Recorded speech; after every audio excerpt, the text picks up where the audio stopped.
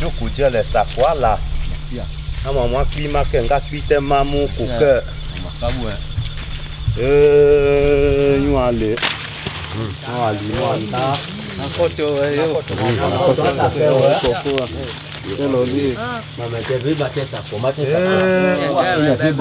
Boru seku.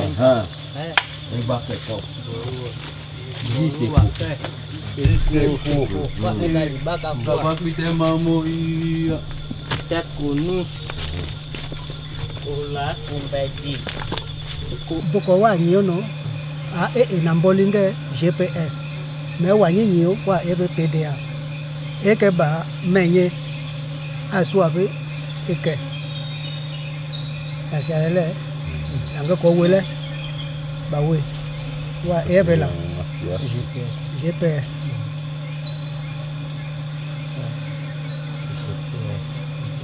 wa GPS na teka mo ba yena si etene ya si ane ete yena nga hede ndanda konga teka wa tumba tendanda kene ya sia no yoko wokoto wo ne okbu ndanda na mo ya tumbe GPS na ko mana pe no ko mana pe antetiange ndika wa kwele tame menga makala mama na pe eke ko bo me te belana tene pe mo ya tumbe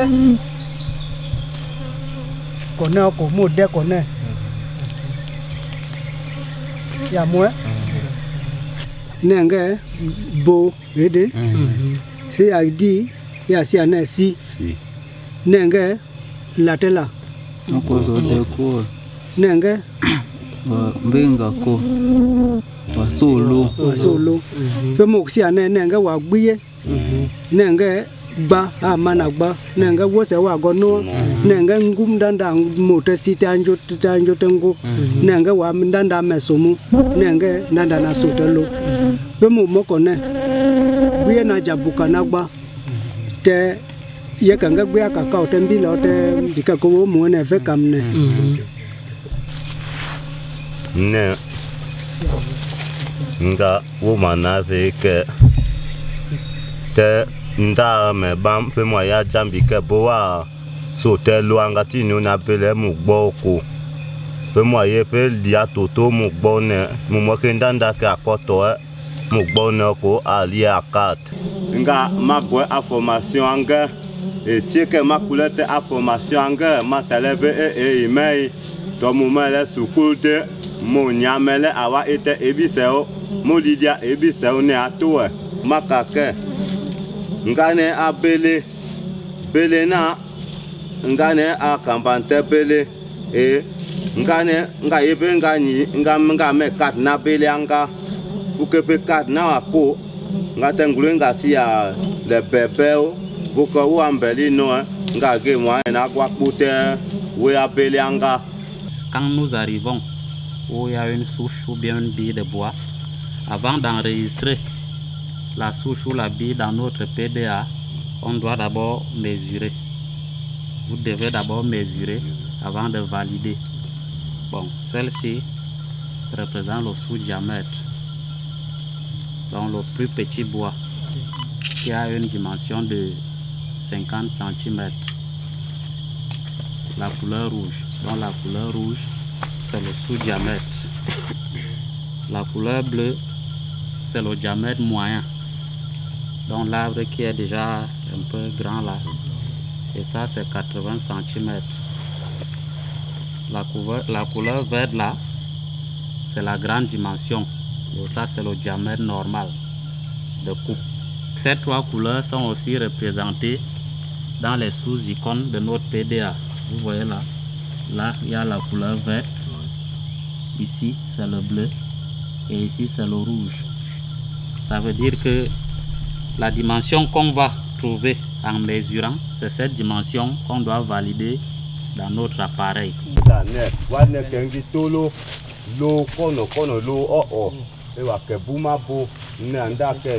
Londe ngulia vula kokina ne emba londe ngulia po le loka wa tope bose ne no wa mbeta bulo ngai mumo iwa sia pe mda ya eta tin joko to ke ande bude to joko de to joko ikumbia mbia siti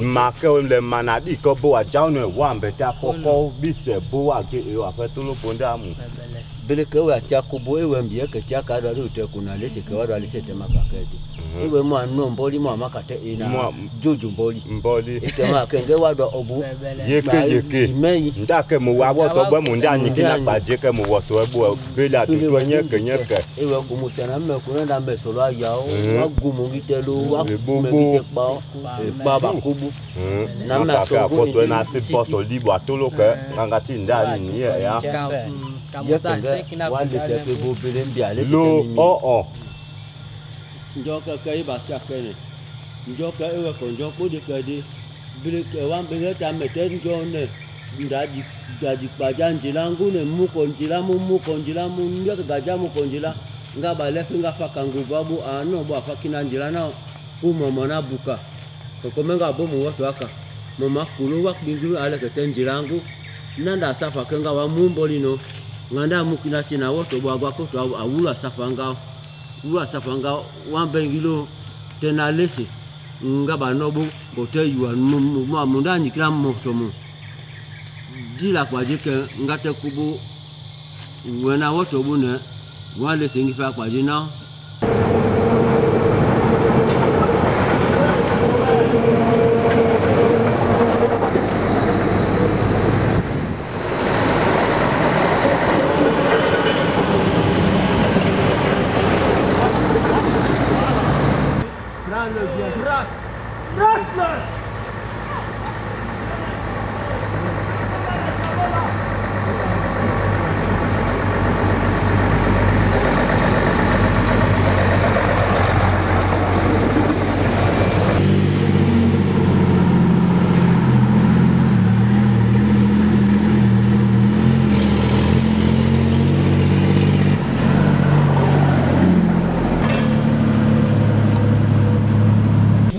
ke ebelanga na baka eke makla ke luna no po wa dwambe tatebu anga baka nga bakuba eke wa mete ena belena nga singa ndena we ena bunda nya pe nga sibuke o mobile no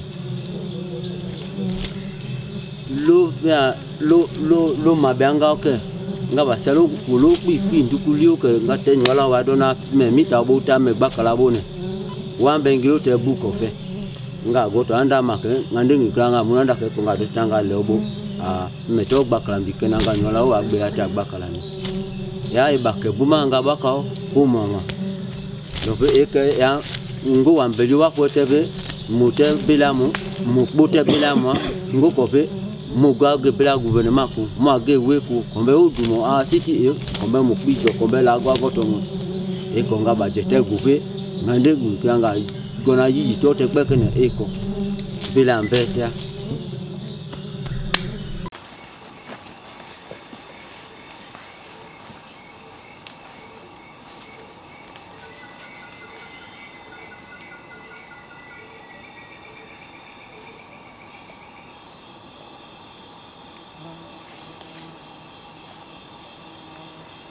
ame ni pete loke Kenike, eke, buagele, eke, buacha, ukbe, awe mapo, buacha kinana, awe ato bolu ajo.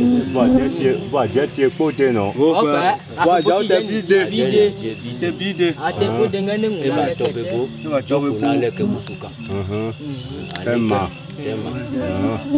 Ale ke dipadu. Ekwa. Ame pe ena nanda yamu buwa do buaja ibu. Nga jane awape eke loke otane tima nyala wo mana pape ema ekina tijo nga jale ke nga jakpipe asuama et que vous manangi fait après à dire nga jene a et que mbungo vous manangi fait ane muhuma ko et comme muhuma ne ko